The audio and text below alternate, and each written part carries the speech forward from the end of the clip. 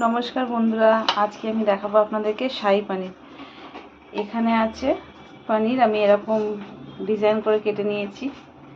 আর এখানে আছে চাল মগজ, কাজু বাদাম, এটাকে ছিলে বাটবো। আর এখানে আছে দুখানা বড় বড় টমেটো, আর একটা বড় পেঁয়াজ, আর দুখানা কাঁচা লঙ্কা। এটা আমি আগে একটুখানি ফ্রাই করে নিয়েছি। এবার এটা মিক্সিতে, আদাও দিয়েছি এর মধ্যে।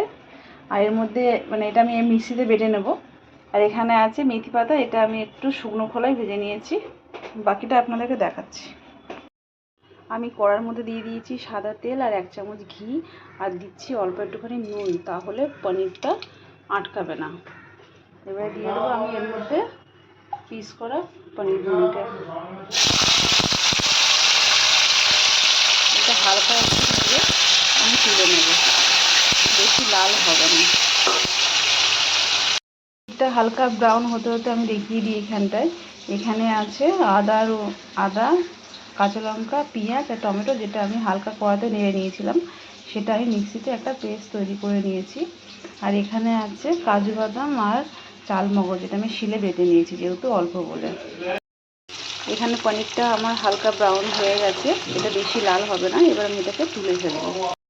আমি পনিরটাকে তুলে ফেলেছি। এবারে দিয়ে দেবো আমি ওই পেঁয়াজের পেস্টটাকে।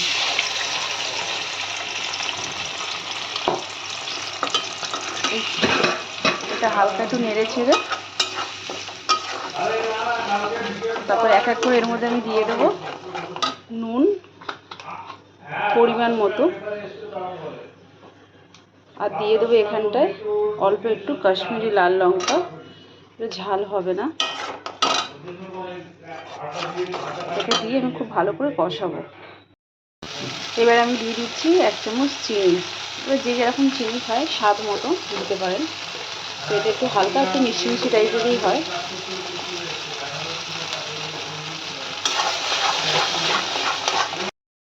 এটা একটু ভালো করে কষে নিয়েছি। এবারে দিয়ে দিচ্ছি আমি কাজু বাদাম আর চাল মগজের পেস্টটা।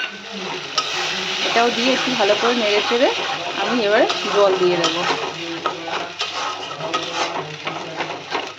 এটা খুব ভালো করে কষানো হয়ে গেছে। এবার আমি দিয়ে দেবো এর মধ্যে জল। ওই মিক্সি বাটিটা ধুয়ে 1 বাটির মতন জল দিয়ে দেবো। জলটা ফুটে গেলে আমি দিয়ে দেবো পনিরটা। এটা খুব ভালো করে ফুটে গেছে। এবার আমি দিয়ে দেবো পনিরগুলোকে। পনিরগুলো দিয়েও একটুখানি ফোটাবো আমি কিছুক্ষণ। পনিরটা প্রায় হয়ে এসছে। আমি দিয়ে দিচ্ছি একটু গরম মশলার গুঁড়ো, আর দিয়ে দেবো এখানে ভাজা মেথি পাতাটা। এই সব দিয়ে একটু নেড়ে ছেড়ে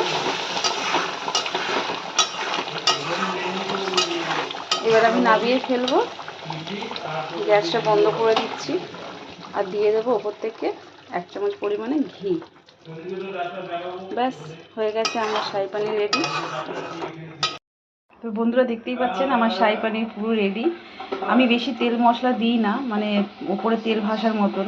যত তেল মশলা কম খাওয়া যায় অত শরীরের পক্ষে উপকার। তো এটা ভাত, রুটি, পরোটা সবের সাথেই ভালো লাগবে খেতে। আশা করি ভিডিওটা আপনাদের ভালো লেগেছে। ভালো লাগলে লাইক করবেন, শেয়ার করবেন। আজকে আমি এখানেই শেষ করছি। ধন্যবাদ।